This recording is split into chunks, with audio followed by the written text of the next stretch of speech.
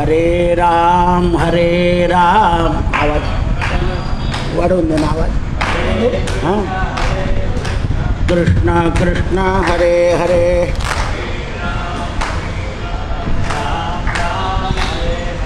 हरे कृष्ण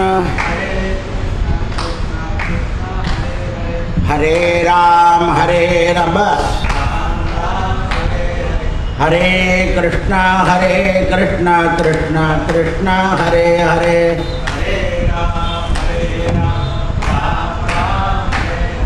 हरे कृष्ण कृष्ण कृष्ण हरे हरे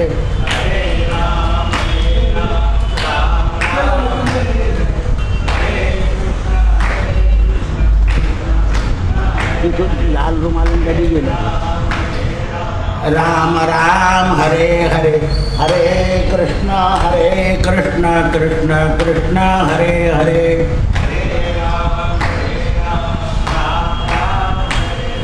हरे कृष्ण कृष्ण कृष्ण हरे हरे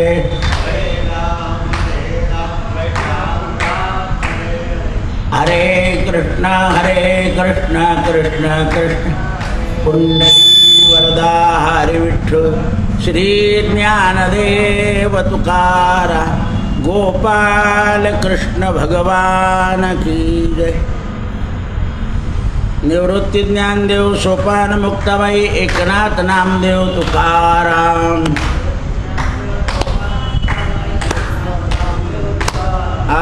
निवृत्ती ज्ञानदेव सोपान मुक्ताबाई एकनाथ नामदेव तुकाराम.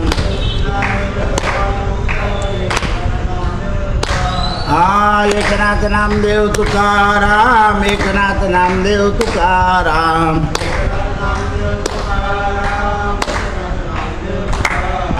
निवृत्ती ज्ञानदेव सोपान मुक्ताबाई एकनाथ नामदेव तुकाराम. कुंडली वरदा हरि विठ्ठल श्री ज्ञानदेव तुकारा गोपाल कृष्ण भगवान की जय. धर्मराजानं भीष्म पितामहांना प्रश्न विचारला आहे की महाराज, आपण सदाचाराचे नियम कृपया मला समजावून सांगा. कारण मनुष्य आचरण करत असताना जर त्याच्या आचरणामध्ये सत्यता असेल तर त्याला जगाच्या पाठीवर शोक करावा लागत नाही असं मी ऐकलेलं आहे. म्हणून माणसाला उत्तम गती मिळण्याकरता संतजनांनी जे आचार सांगितले आहेत आणि ज्या आचाराप्रमाणे आपण आचरण करावं असं जे सांगितलं आहे त्याविषयी मला ज्ञान सांगा, असा प्रश्न धर्मराजाने भीष्म पितामहांना केला. भीष्म पितामह म्हणाले, राजा, या विषयामध्ये एक पुरातन असा इतिहास घडलेला आहे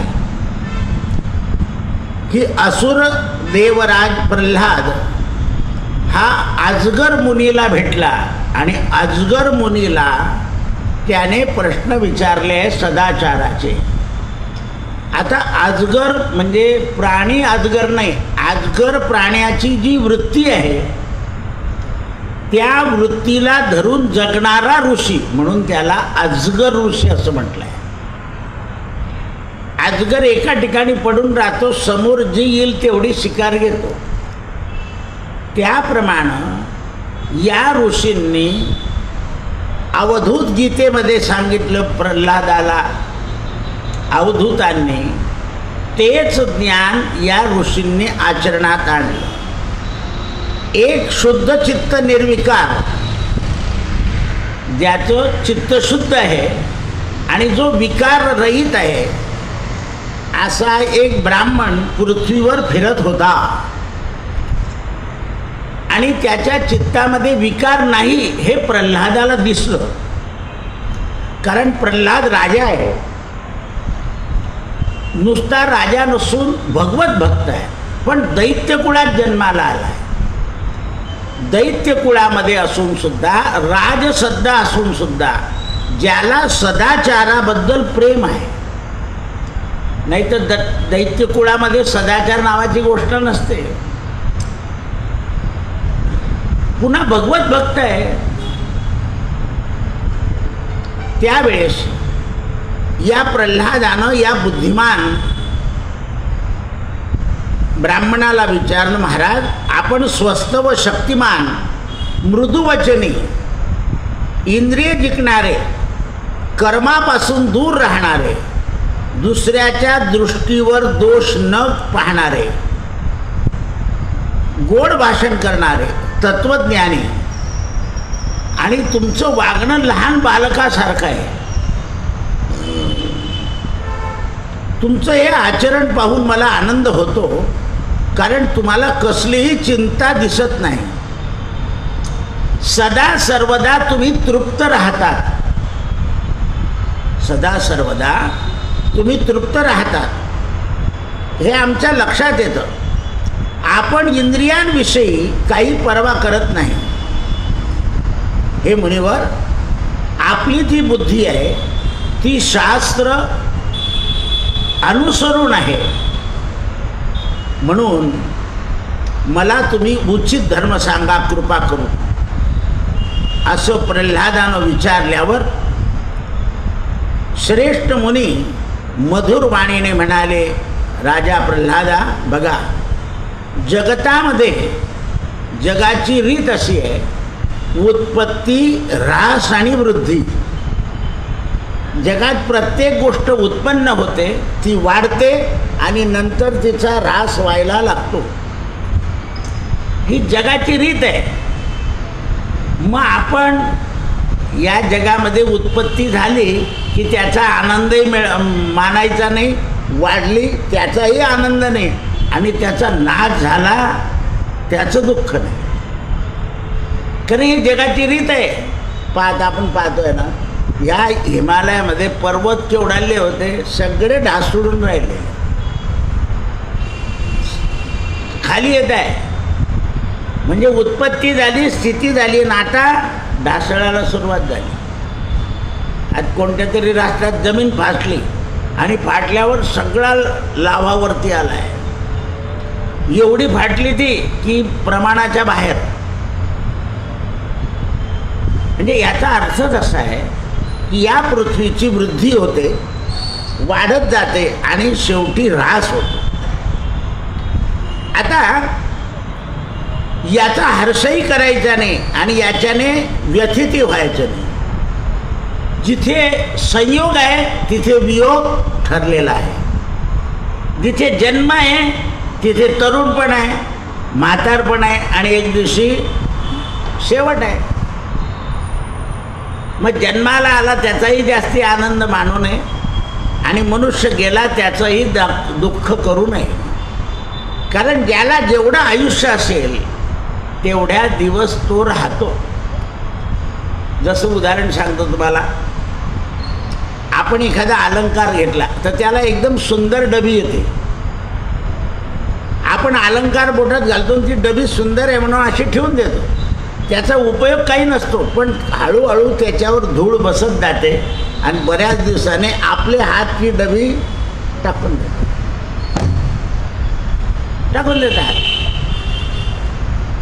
तिचं रूप होतं, धूळ बसून बसून खराब झाली, गेली. तसं हे शरीर आहे राजा. तसे हे सगळे जीव जंतू प्राणी जन्माला येणारे आहे.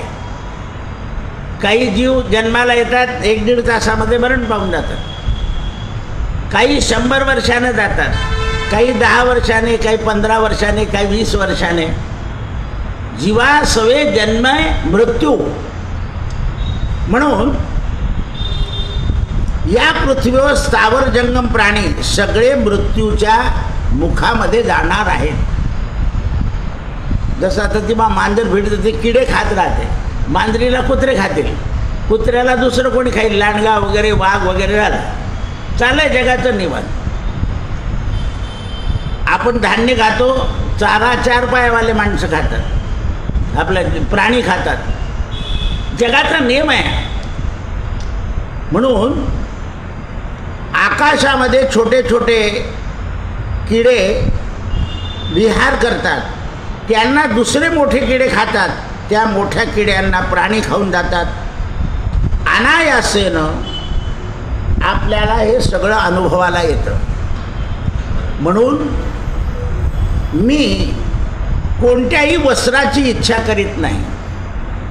मिळालं रेशमी वस्त्र, मिळालं साधं वस्त्र, नाही मिळालं केळीचं पान. धर्माला अनुकूल असतील तेच पदार्थ मी खातो. धर्माला जे अनुकूल आहे तेच पदार्थ. माझ्या परिचित फळ खातो, अपरिचित फळ खात नाही. या फळांच्याही गोष्टी अशा आहे, ज्या भागामध्ये जे फळं होतं ना ते त्याच माणसाला अनुकूल असतं. दुसऱ्या भागाचे फळं खाऊ नये. आता कुठलेही फळं कुठे जाऊ शकतात ही गोष्ट खरी आहे. पहा तुम्ही, आपला आंबा वेगळा आहे, कोकणातला आंबा वेगळा आहे, दक्षिणेकडचा कलमी आंबा वेगळा आहे. ज्या ज्या भागामध्ये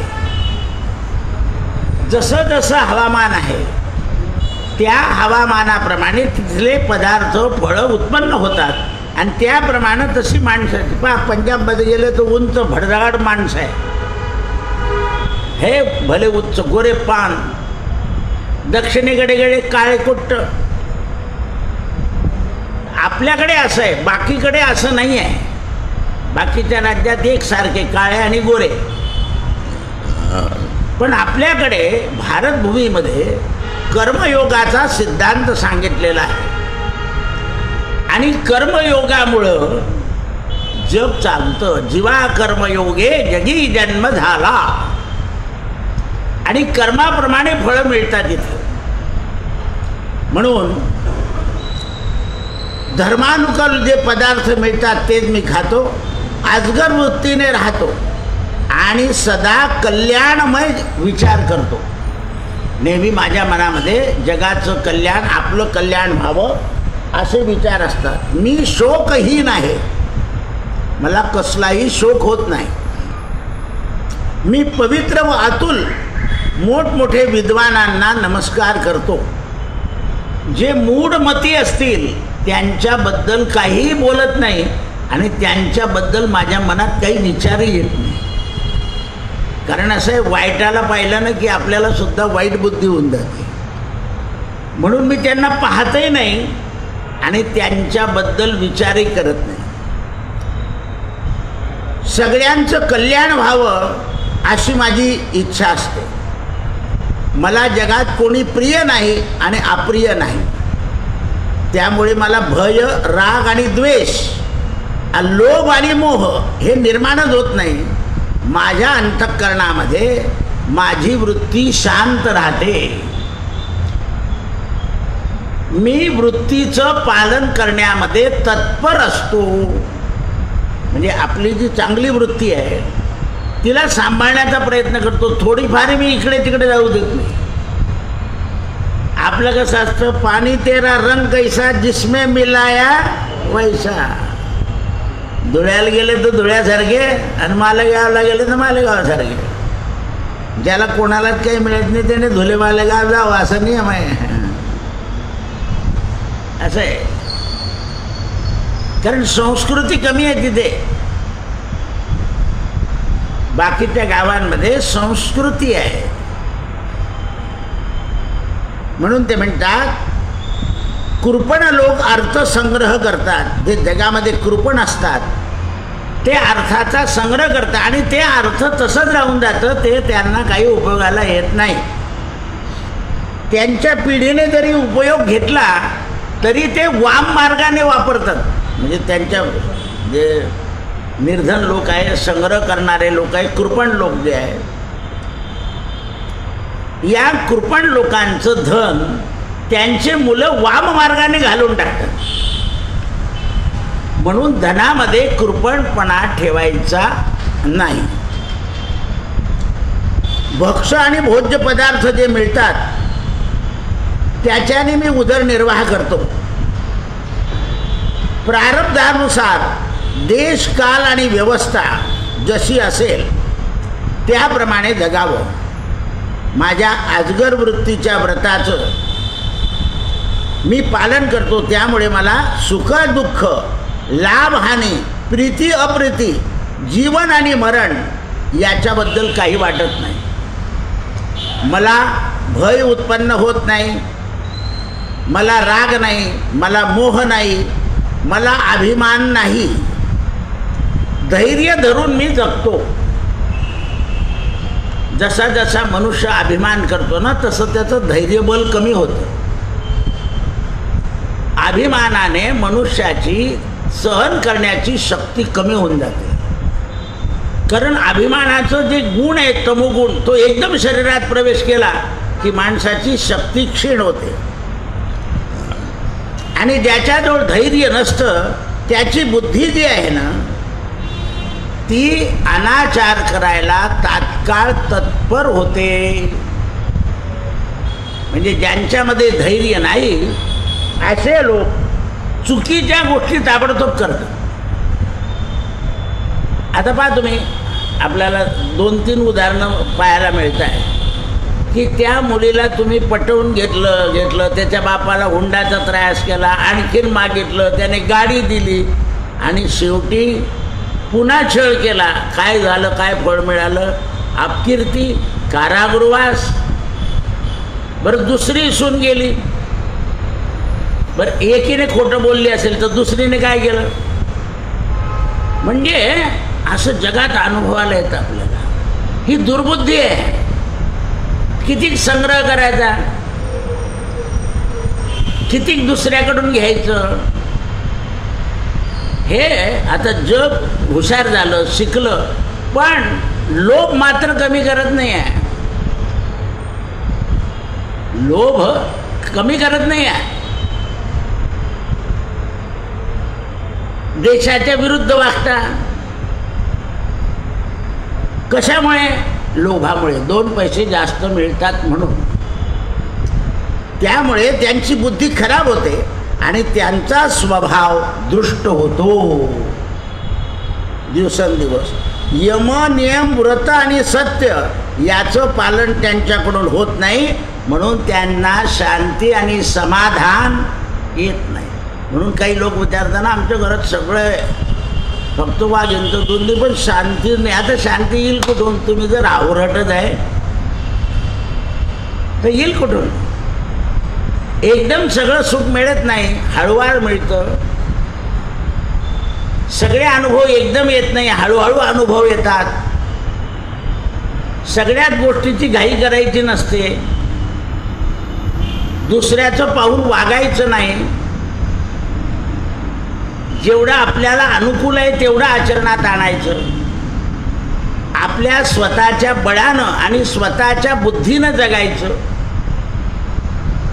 दुसऱ्याचं बळ आणि दुसऱ्याची बुद्धी केव्हा केव्हा फसगत करते.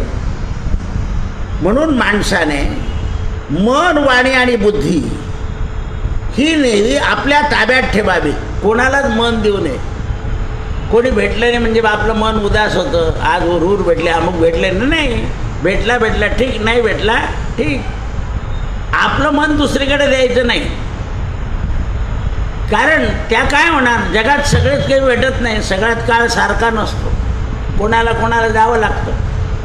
हा मदत मात्र सगळ्यांना करावी, पण कोणापासून अपेक्षा ठेवू नये. कारण अपेक्षा भंग झालं की दुःख होतं. जो वेळेवर आपल्याला उपयोगाला पडेल तो देवाने पाठवला आहे असं समजायचं.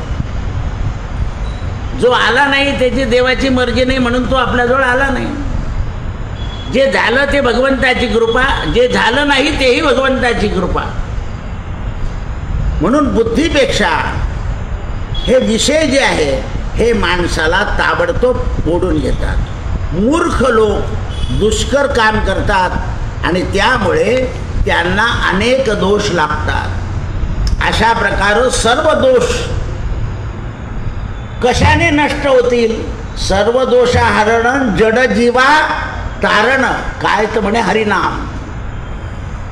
जसं जसं तुम्ही हरिनाम घेत जाल तसे तसे हे दोष तुमच्या प्रकृतीतून नष्ट होतील. नाम संकीर्तन साधन पै सोपे आणि जळतील पापे जन्मांतरीची. जन्मांतरेची पाप जळून जाण्याचं सामर्थ्य फक्त भगवंताच्या नामस्मरणामध्ये आहे. ज्ञान सुद्धा अहंकार आणून टाकतं. आपण ज्ञानी झालं की सगळं जग आपल्याला कुचमाल वाटतं. म्हणून ज्ञान सुद्धा ज्ञान आणि भक्ती दोन्ही असलं तर मनुष्य तरुण जातो.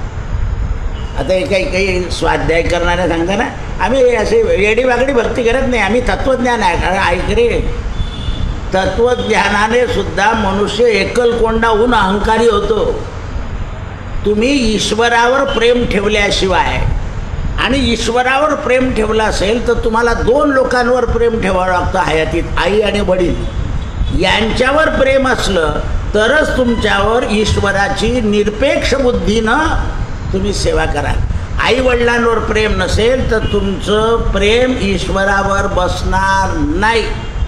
काही काळात लोक शेगाव धरतात, काही काळात शिर्डी धरतात. इकडे काम नाही होत इकडे काम नाही होत इकडे, असे धोंडे असते.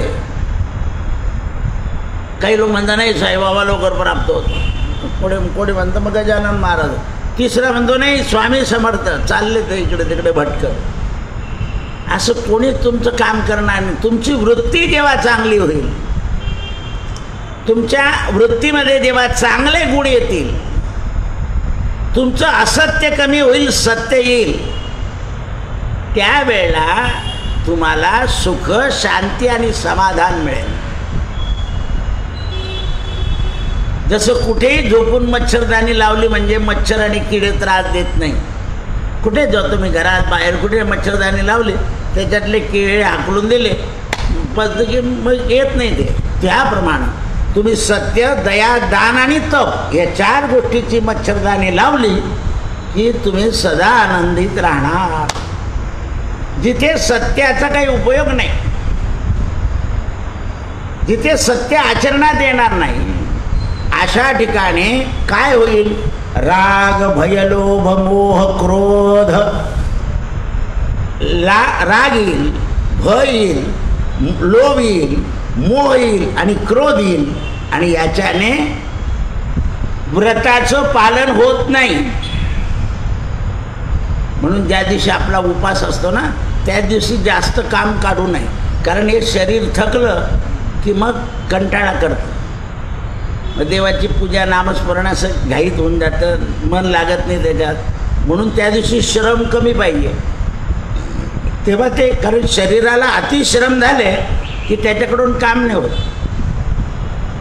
म्हणून त्या दिवशी कमी श्रम द्यायचे, कमी गोष्टी करायच्या की जेणेकरून आपलं व्रत हे व्यवस्थित होतं. जर ते व्रत व्यवस्थित नाही झाले, मनामध्ये क्रोध, लोभ येऊन गेला तर व्रतामधलं फळ कमी होऊन जातं. म्हणून अजगर व्रताचं पालन करून मी लोकांमध्ये आनंद प्रदान करीत असतो, असं अजगर मुनीनं या प्रल्हादाला सांगितलं. आता प्रल्हाद भगवत भक्त होते, पण राज्य काम करता करता, कारण राज्य करायला लागल्यानंतर माणसाच्या समोर छल, कपट, क्रोध, शौर्य हे येतात. आणि हे आणले की माणसाच्या हातून थोडं काहीतरी चुकीचंच काम होतं. आणि ते चुकीचं काम झाकण्याकरता मोठे लोक वेगळं काहीतरी निर्माण करतात. चूक कबूल करत नाही, तिला झाकण्याकरता आणखीन दुसऱ्या गोष्टी सांगतात. म्हणून एक असत्य लपवताना 100 वेळा खोटं बोलावं लागतं. ते असं त्याच्याऐवजी एक असत्य कबूल करून टाकलं की बाकीचं लपाछपी करायची गरज पडत नाही. धर्मराजानं प्रश्न विचारला आहे, मनुष्याला सद्बुद्धीचा आश्रय घेतल्यानंतर काय अवस्था येते? धर्मराजानं विचारल्यावर भीष्म पितामह म्हणाले, राजा, प्राणी मात्रांना प्रधान आश्रय बुद्धीचा आहे. जेवढे प्राणी पहा तुम्ही, पशु पक्षी आहे ना, यांना सुद्धा देवानं त्यांच्यापुरती बुद्धी दिली आहे. आहार, निद्रा आणि मैथून आपण जशी प्रजा उत्पत्ती करतो तसे पशु पक्षी जीव जंतू हे सुद्धा प्रजा उत्पन्न करतात, त्यांचं पालन करतात आणि ते जाणते झाले की विसरून जातात त्यांना. मनुष्यच असा आहे की 25 वर्षाचा पोरगा झाला तरी त्याची काळजी करत असतो. तो छत्री घेऊन गेला नाही, पाऊस आला आहे, यावेळेला तो आता 25 वर्षाचा आहे ना. 25 वर्षाची मुलगी म्हणते नाही, म्हणते तिला मेथीची भाजी समजत नाही. आता काय करायचं, तू तिला आणायला लावली नाही, बरोबर घेऊन गेली नाही, नुसती शिक शिक असं आहे. अजूनही एवढं विज्ञान पुढे गेल्यावर सुद्धा लोक शिंका आले की आपलं बनियानवरती करतात आणि त्याला पुसून घेतात. असे पुष्कळ दिसतात ते. केवढं जग पुढे गेलं आहे. रुमाल आहे, कागद आहे, पण पूर्वी खेड्यातले लोक त्या अंडरपॅनवर राहायचे, सगळे नाव ठेवायचे. आता शहरात सगळे बरमुडा घालून येण्यासारखे फिरूनच राहिले. हे पहा ना तुम्ही, वेड्यांचं प्रमाण बदललं, फक्त पॅन्ट बदलली आहे पण अवस्था तशीच आहे. असं झालं म्हणजे मोठ्यांनी केलं तर फॅशन झाली आणि शेतकऱ्यांनी केली तर ती असं मूर्ख आहोत आपण. असं आपल्याला कळत नाही. शेवटी आता सांगावं लागलं, देवळांनी सांगितले की देवळात यायचं असेल तर पूर्ण शरीर झाकलेलं पाहिजे, असं देवळांनी नियम काढले. शिर्डीने काढला, कोल्हापूरने काढला, तुळजापूरने काढला, काढावे लागले लोकांना. पूर्वी लोक मंदिरात म्हाताऱ्या माणसांकरता बसायला बाग ठेवायचे, आता ते बाग सुद्धा काढून टाकले पाहिजे. तरुण नुसते येऊन गोंधळ करतात. म्हणजे पहा तुम्ही, काय उपयोग झाला तुम्हाला? व्यवस्था कशाकरता केली होती?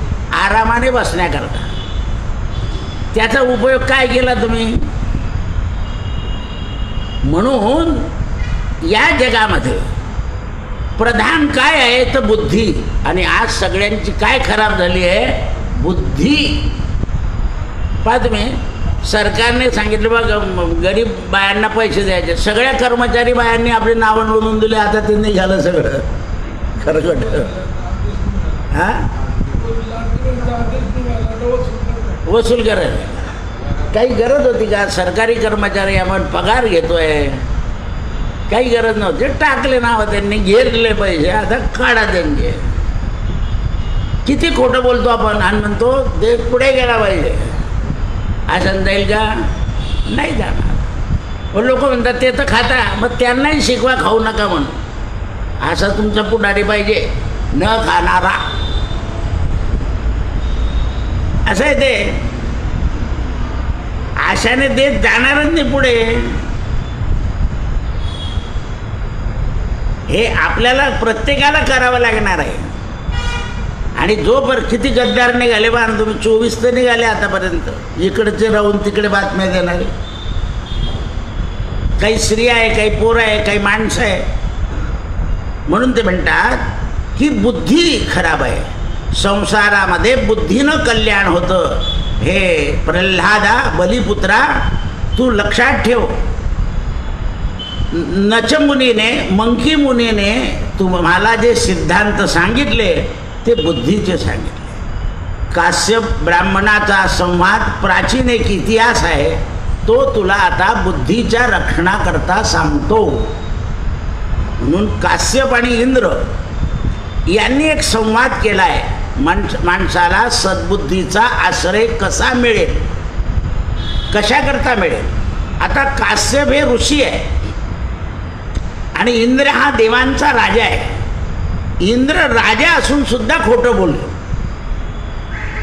म्हणून काश्यप ऋषी त्याला सांगतात इंद्राला, तुला नेहमी जी पतन होण्याची वेळ येते ना, तर तू चुकीचं काम करतो म्हणून तुला इंद्रपदावरून खाली यावं लागतं. पहा तुम्ही, सरकारी कर्मचारी आपलं काम नीट केलं, कुठे पैसे नाही खाल्ले तर त्याला पदावरून खाली यायची वेळ येतच नाही.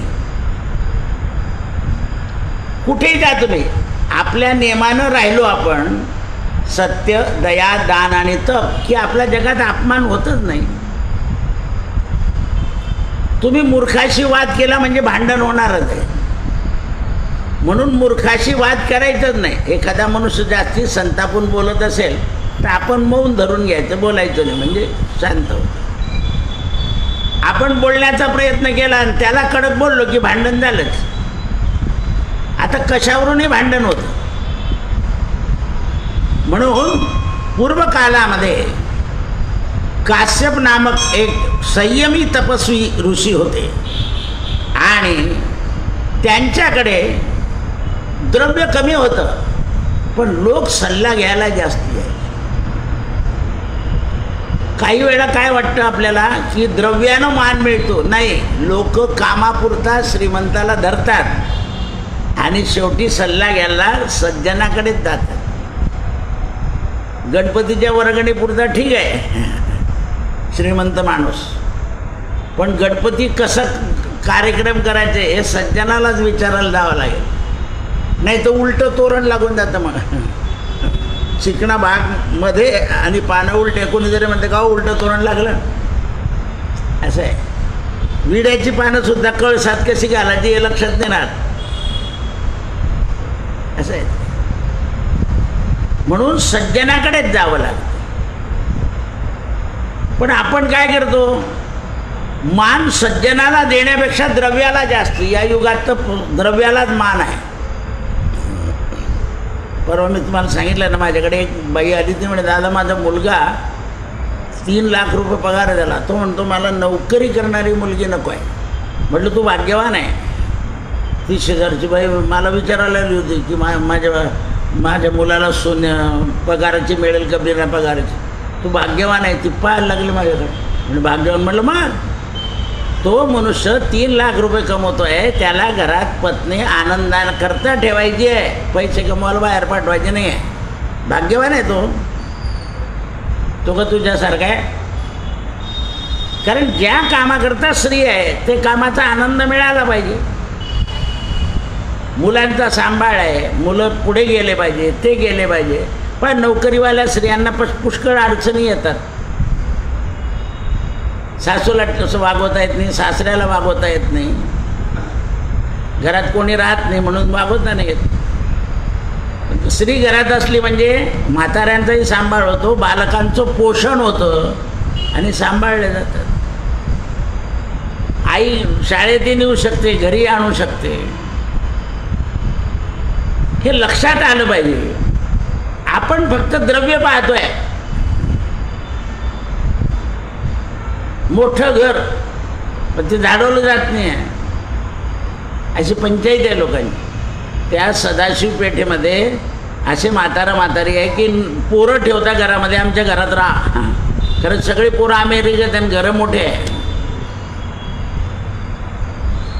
आपल्या नांदेडला अशीच परिस्थिती झाली आहे. सावळ्या नांदेडला सगळे म्हातारे आहे, कोणी तरुण घरी नाही आहे. ते बरेले आले ते केव्हा त्यांना मारून टाकतील आणि पैसे घेऊन जातील ते याचा भरोसा नाही. जंगलातले माणसं पावरे, म्हणजे पहा तुम्ही, नाही तर एक गावचं टनचं गाव होतं ते. याचा अर्थ असा आहे की तुम्ही अर्थाच्या मागे लागले की जगामध्ये याच गोष्टी निर्माण होतात. म्हणून काश्यप सांगतात, इंद्रा तुला सगळं सुख आहे तरी तू परक्या दृष्टीवर दृष्टी ठेवतो, त्यामुळे तुला अपमान होतो, तुला दृष्टीदोष आहे इंद्रा.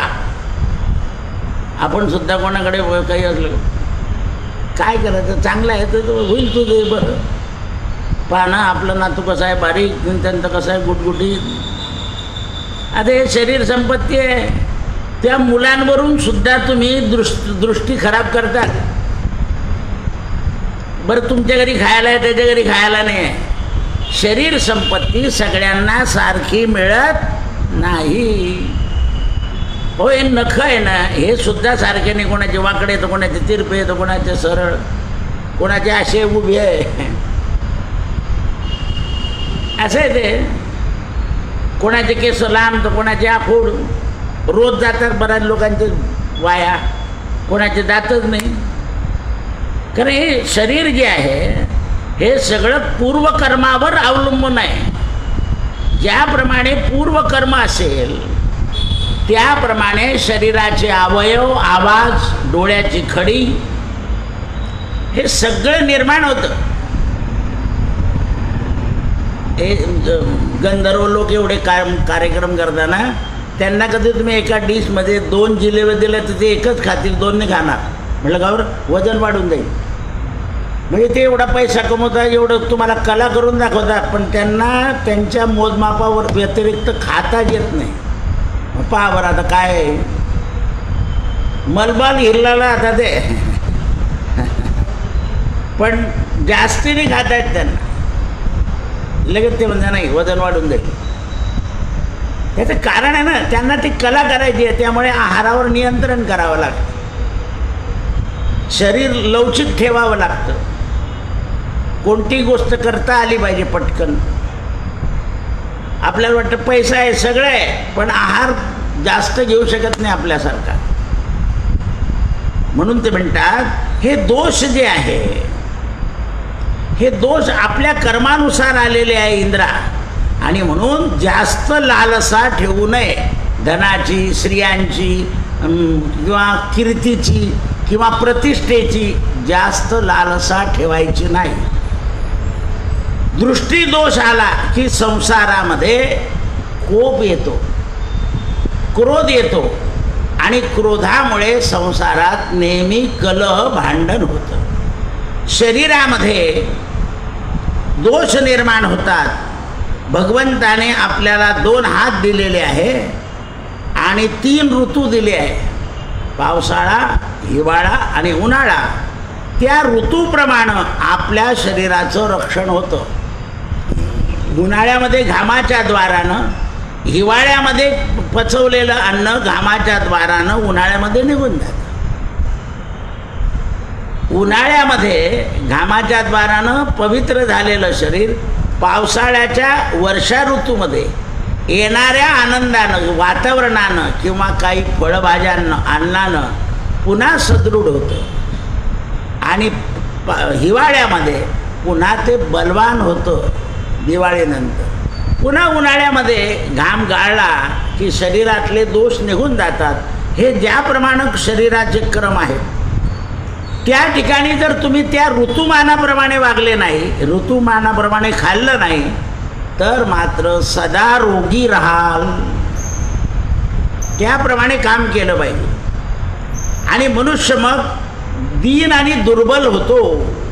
ऋतुमानाचा जर विचार केला नाही तर दीन आणि दुर्बल होतो आणि मग रोगी होतो. म्हणून पहा तुम्ही कलियुगात जास्त रोगानेच पीडित होतो माणूस, कारण नियंत्रण नाही आहे. काय नाही आहे? नियंत्रण. तेलकट खाल्ल्यावर लगेच थंड खाऊन घेतात. सगळं लग्नाचं जेवण झालं की आईस्क्रीम, ते घशावर परिणाम वाईट करतं, कारण ते एकदम तेल गेलेलं आहे आणि त्याच्यावर ते थंड गेलं, थंड पाणी. हे लक्षात आलं पाहिजे. म्हणून भगवंताची कृपा, काय कृपा आहे तर आपल्याला आहार विहार याचं बुद्धीनं ज्ञान होणं ही भगवंताची कृपा आहे. याच्याकरता माणसाच्या जवळ सद्बुद्धी असावी लागेल. सद्बुद्धीचा आश्रय घेतल्याशिवाय हे विषय आपल्या ताब्यात येत नाही. कृष्णार्पणमस्तु. सत्यगुरु राये कृपा मज केली, परिणाई घडली सापडविले वाटे, दाता गंगा स्नाना देविला कर.